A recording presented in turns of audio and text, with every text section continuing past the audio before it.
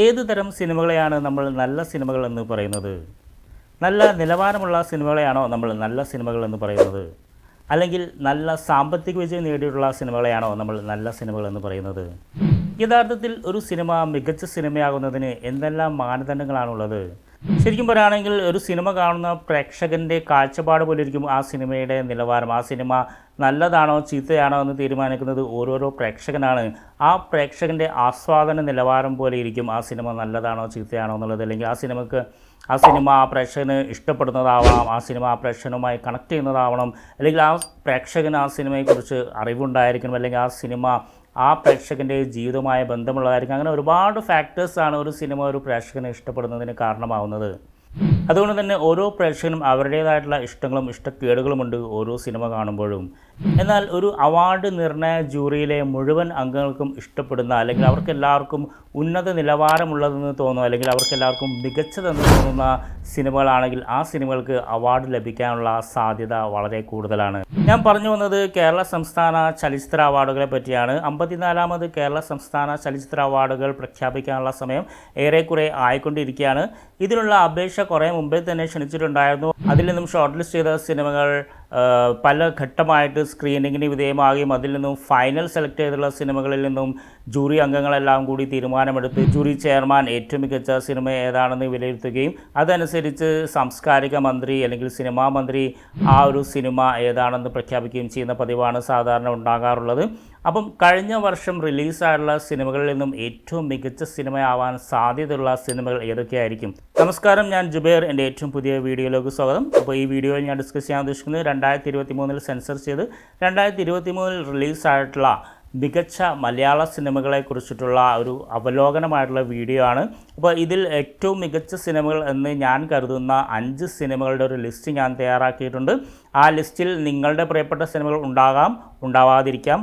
നിങ്ങൾക്ക് ഇഷ്ടപ്പെട്ട സിനിമ ആ ലിസ്റ്റിൽ പെട്ടിട്ടില്ലെങ്കിൽ ആ സിനിമയുടെ പേര് നിങ്ങൾക്ക് ഇവിടെ കമൻറ്റായി രേഖപ്പെടുത്താം.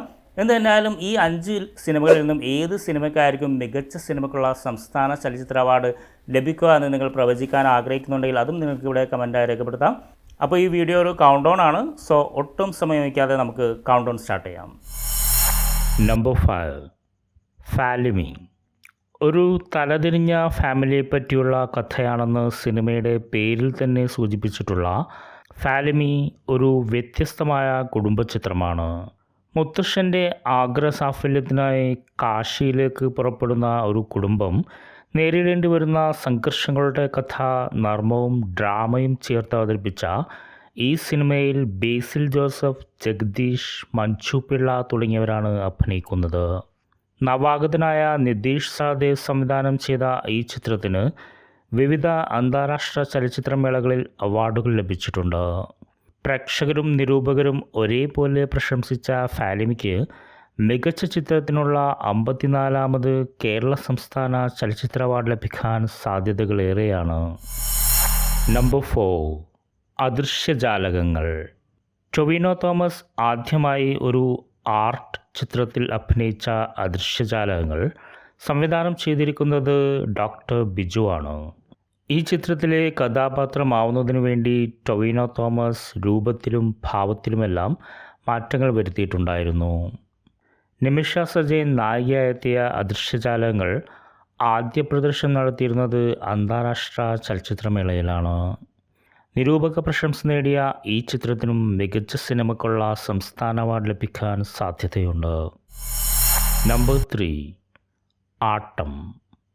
2023 സെൻസർ ചെയ്ത് ഗോവയിൽ വെച്ച് നടന്ന 54ാമത് അന്താരാഷ്ട്ര ഇന്ത്യൻ ചലച്ചിത്രമേളയിലെ ഓപ്പണിംഗ് സിനിമയായി പ്രദർശിപ്പിച്ച ചിത്രമാണ് ആട്ടം. 12 ആംഗ്രി മെൻ എന്ന അമേരിക്കൻ കോർട്ട് റൂം ഡ്രാമയെ ആസ്പദമാക്കി ആനന്ദ് ഏകർഷി രചനയും സംവിധാനം നിർവഹിച്ച് 2024 തിയേറ്ററിൽ റിലീസ് ചെയ്ത ചിത്രമാണിത്. 2024 പ്രഖ്യാപിച്ച കേരള ഫിലിം ക്രിട്ടിക്സ് അവാർഡിൽ 3 ക്രിട്ടിക്സ് അവാർഡുകളാണ് ആട്ടത്തിന് ലഭിച്ചത്.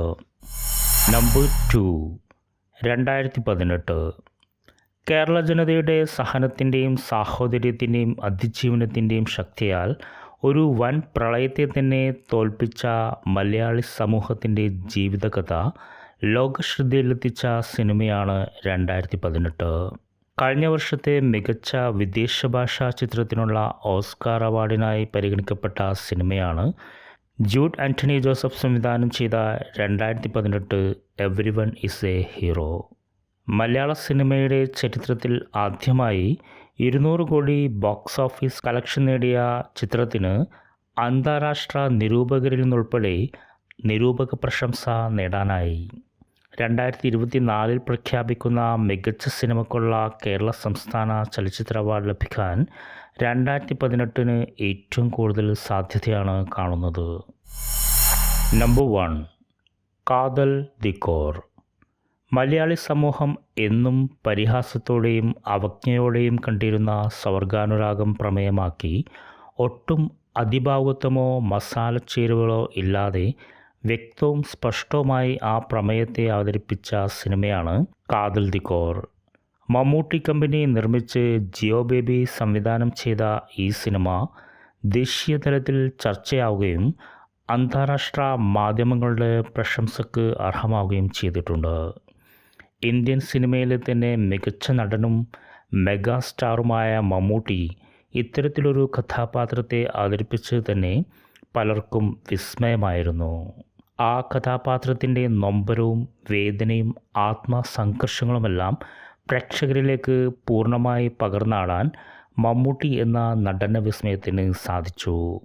കാലിക പ്രസക്തമായ കരുത്തുറ്റ പ്രമേയം പക്വമായും വിവേകപൂർണവുമായി അവതരിപ്പിച്ച കാതൽ ദി കോറിനെ മികച്ച ചിത്രമായി ജൂറി തിരഞ്ഞെടുക്കാനുള്ള സാധ്യത വളരെയധികം വലുതാണ്.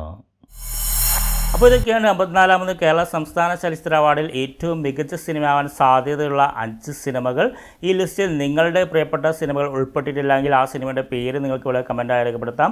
ഈ ലിസ്റ്റിൽ ഏത് സിനിമക്കാർക്കും 54ാമത് കേരള സംസ്ഥാന ചലച്ചിത്ര അവാർഡിൽ മികച്ച സിനിമയ്ക്കുള്ള അവാർഡ് ലഭിക്കുകയെന്ന് നിങ്ങൾ പ്രവചിക്കാൻ ആഗ്രഹിക്കുന്നുണ്ടെങ്കിൽ ആ സിനിമയുടെ പേര് നിങ്ങൾക്ക് ഇവിടെ കമൻറ്റായി രേഖപ്പെടുത്താം. അപ്പോൾ ഈ വീഡിയോ നിങ്ങൾക്ക് ഇഷ്ടപ്പെട്ടു എന്ന് ഞാൻ വിശ്വസിക്കുന്നു. ഇഷ്ടപ്പെട്ടാൽ ഒന്ന് ലൈക്ക് ചെയ്തേക്കണം, നിങ്ങളുടെ സുഹൃത്തുക്കളുമായി ഒന്ന് ഷെയർ ചെയ്തേക്കണം. നിങ്ങൾ ആദ്യമായാണ് ഈ ചാനൽ കാണുന്നതെങ്കിൽ ഒന്ന് സബ്സ്ക്രൈബ് ചെയ്യണം. കാരണം ഇതുപോലെ ഒരുപാട് ഇൻഫർമേറ്റീവ് ആൻഡ് വീഡിയോസുമായിട്ട് ഞാൻ വീണ്ടും വരുന്നുണ്ട്. അപ്പോൾ നമുക്ക് അടുത്ത വീഡിയോയിൽ കാണാം. അതുവരെ this is Jubair signing off. By.